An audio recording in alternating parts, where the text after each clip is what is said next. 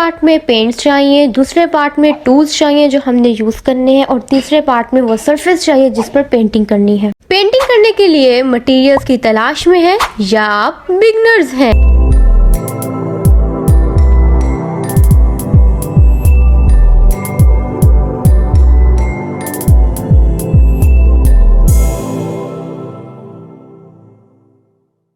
बात करते हैं उन मटेरियल्स की जो यूज होती हैं ड्यूरिंग एक्रेलिक पेंटिंग, और जैसो एक्ट एज अ प्राइमर। ये प्राइमर की तरह यूज करते हैं। जैसे हम फेस पर मेकअप करते हैं, मेकअप करने के लिए हम अपने पहले फेस को प्राइम करते हैं, मॉइस्चराइज करते हैं। कैनवस को भी पहले मॉइस्चराइज करना पड़ता है जैसो से। जिस भी सरफेस पे पेंटिंग करनी है उस पर पहले जैसो अप्लाई कर लो और फिर पेंटिंग करना स्टार्ट करो। इस तरह पेंट भी कम यूज होता है। वेरियस ब्रांड्स के जैसो हैं, जैसो कैसे यूज करते हैं, इसकी इंपॉर्टेंस, इन पर मैंने एक वीडियो अपलोड की हुई है, इसका लिंक मैं डिस्क्रिप्शन में मेंशन कर दूंगी। So next is masking tape. Masking tape को हम यूज करते हैं पेंटिंग के बॉर्डर पे। कोई भी नॉर्मल मास्किंग टेप यूज कर सकते हैं। मास्किंग टेप को उन जगहों पे लगाते हैं जहाँ पे हमने पेंट अप्लाई नहीं करना होता है, जहाँ पे हमने कुछ बॉर्डरी लुक देनी होती है। इसको पेपर पे लगाने की एक ट्रिक है। सबसे पहले टेप को किसी बोर्ड पर स्टिक करना है और अच्छे से रब करना है, और रब करने के बाद उसकी स्टिकनेस कम हो जाएगी, फिर पेपर के ऊपर लगाना है। ये इसलिए करना है, जब हम पेंटिंग कर लेते हैं, टेप को रिमूव करते हैं तो हमारा पेपर फट जाता है क्योंकि स्टिकनेस बहुत ज्यादा होती है। और नेक्स्ट इस मटेरियल की जरूरत है वो है पैलेट। पैलेट का होना बहुत ही ज्यादा जरूरी है, और ये है मेरे पास कुछ पैलेट। और अगर आपके पास नहीं है तो आप क्या सोच रहे हैं? अपने किचन में जाएं, कोई भी स्टील की प्लेट या प्लास्टिक की प्लेट, जो भी फालतू प्लेट पड़ी है उसको पकड़े और उसको पैलेट के तौर पे यूज करें। पैलेट्स में हम पेंट को होल्ड करते हैं और पैलेट में ही हम कलर मिक्सिंग करते हैं, कलर टेस्ट करते हैं, टोन और वैल्यू को कलर्स की कंट्रोल करते हैं, और साथ ही साथ हम कलर को स्टोर भी करते हैं। पेंट को पैलेट में डालकर कलर्स का कॉम्बिनेशन बनाते हैं। और ये है base brushes. Brushes are the fundamental tool in painting that allow artist to apply paint to a surface with control and precision. और बेस ब्रशेस को बैकग्राउंड पे यूज करते हैं बैकग्राउंड को ब्लेंड करने के लिए, और एक अच्छा सा परफेक्ट बैकग्राउंड बेस ब्रशेस ही आते हैं, और इनको हम जैसो अप्लाई करने के लिए भी यूज करते हैं। नाउ ये है प्राइमरी ब्रशेस। ब्रशेस को यूज करते हैं डिटेल वर्क करने के लिए। ब्रशेस जो फाइन ब्रिसल्स के होते हैं, राउंड और लाइनर ब्रशेस होते हैं मोस्टली, उनको यूज किया जाता है डिटेलिंग के लिए, और इनको डिफरेंट स्ट्रोक्स देने के लिए यूज करते हैं। एज अ बिगनर फ्लैट और राउंड ब्रश का होना जरूरी है,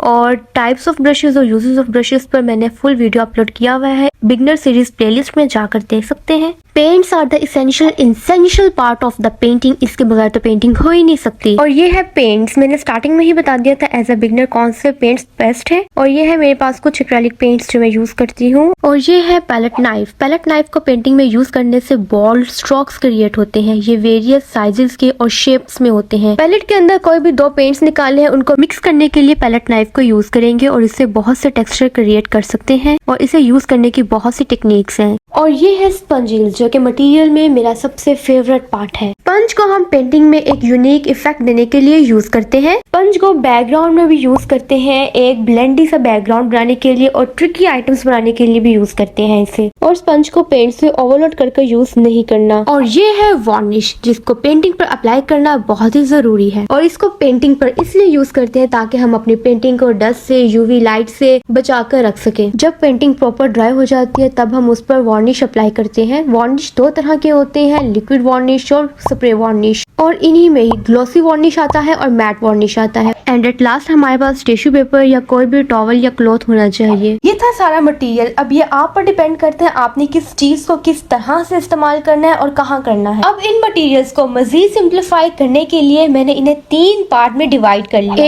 एक पार्ट में पेंट्स चाहिए, दूसरे पार्ट में टूल्स चाहिए जो हमने यूज करने हैं, और तीसरे पार्ट में वो सरफेस चाहिए जिस पर पेंटिंग करनी है। और मजीद सिंप्लीफाई करने के लिए मैंने एक चार्ट बना दिया जिसमें एसेंशियल मटेरियल्स है और ऑप्शनल मटेरियल्स है। होप सो मटेरियल से रिलेटेड आपकी जो भी कंफ्यूजन होगी वो खत्म हो जाएगी, दूर हो जाएगी।